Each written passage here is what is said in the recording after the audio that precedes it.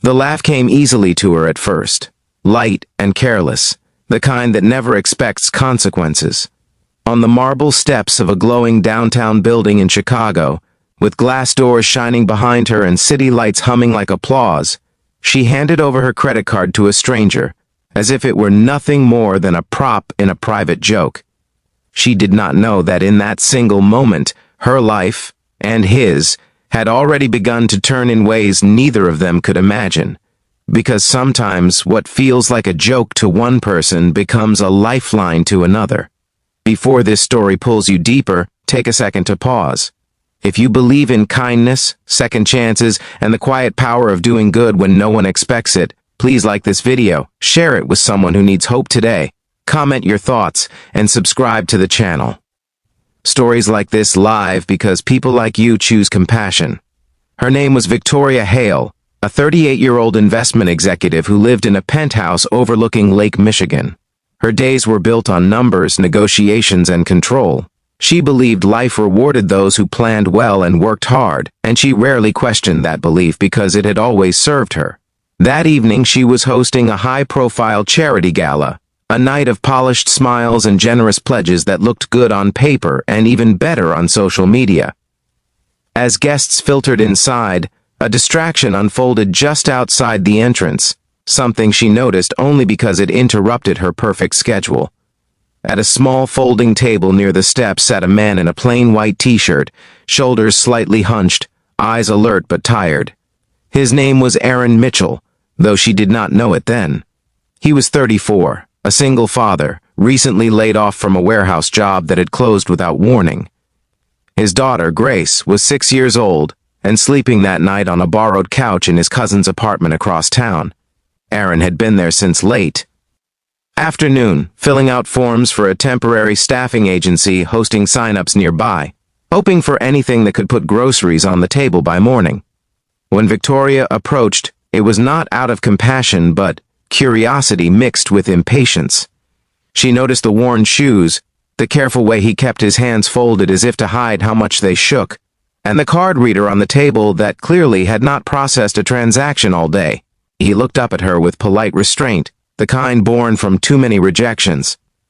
She asked what he was doing there, and he explained, briefly and without drama, that he was trying to get registered for overnight work, but needed a small processing fee to secure the spot. He said it calmly, as if he had already accepted that the answer would be no. Something in her expression must have shifted then, not into kindness, but into amusement edged with disbelief. She had heard countless stories like this, or so she thought. On impulse, fueled by a strange mix of skepticism and bravado, she pulled out her sleek black credit card and placed it on the table. She told him he had 24 hours to impress her. It was meant to be ironic, a test she was certain he would fail, a moment she could later recount as proof that the world did not work on sentiment. She expected him to hesitate or argue. Instead, he looked at the card as if it were fragile, something that might disappear if touched too quickly. Aaron did not smile. He did not thank her extravagantly. He simply nodded, a small, solemn acknowledgement, and promised to return the card by the same time the next evening. As she walked back inside, heels clicking confidently against stone, she felt a flicker of satisfaction. To her, it was nothing more than a controlled risk, an anecdote in the making. To him, it was oxygen. That night, Aaron did not sleep. He sat at the small kitchen table in his cousin's apartment, the city quiet outside the window, and planned every hour like a man. Defusing a bomb. The card was not temptation, it was responsibility. He paid the processing fee and secured the overnight job loading trucks. With the remaining balance, he did something Victoria never imagined. He bought groceries, basic but nourishing, enough for a week. He paid the overdue amount on his prepaid phone so potential employers could reach him. He purchased a used pair of steel-toe boots from a late-night store because he knew the warehouse work would destroy his feet without them. By dawn, his body ached, but his mind stayed sharp. After his shift, he stopped by a small print shop and spent a modest amount printing resumes he had rewritten during breaks, highlighting skills he had never thought mattered. He dropped off applications at 3 places before noon.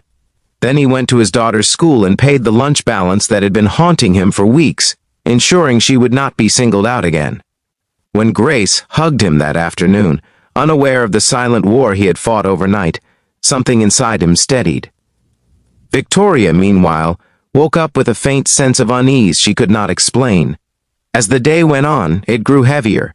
She found herself checking her account activity, expecting to see reckless charges, a confirmation of her assumptions. Instead, she saw small, practical transactions, each one deliberate. Groceries, a staffing agency, a print shop, nothing indulgent, nothing careless. The knot in her chest tightened. By the time evening came, she was back at the same steps, the city dressed in twilight. Aaron arrived early, wearing the new boots and carrying a thin folder. He placed the credit card back on the table before she even spoke. Inside the folder was a simple list, handwritten, explaining every expense and what it was meant to accomplish. There was no request for praise, no appeal for sympathy. Only quiet accountability. In that moment, the joke collapsed under its own weight. Victoria felt something unfamiliar rise in her throat, a sharp, humbling regret. She realized that while she had been testing him, he had been proving something to himself. The power dynamic she assumed no longer existed. She saw not a man asking for help, but a father doing everything possible to stand back up. Over the following weeks, Victoria did something she had never done before. She stayed involved without controlling the outcome. She connected Aaron with a former colleague who managed a logistics company. She checked in not to monitor, but to encourage. Aaron secured steady work. He moved into a small apartment of his own. Grace's laughter returned to their evenings, lighter now, unburdened by uncertainty. What changed most, however, was Victoria. The incident stayed with her, reshaping the way she viewed her own generosity. She began volunteering not as a donor, but as a participant. She listened more. She laughed less at the expense of others and more with them. The credit card, once a symbol of power, became a reminder of humility. If this story is already stirring something inside you, please pause for a moment and share your thoughts in the comments. Tell us what kindness means to you, or a time when someone believed in you when they did not have to.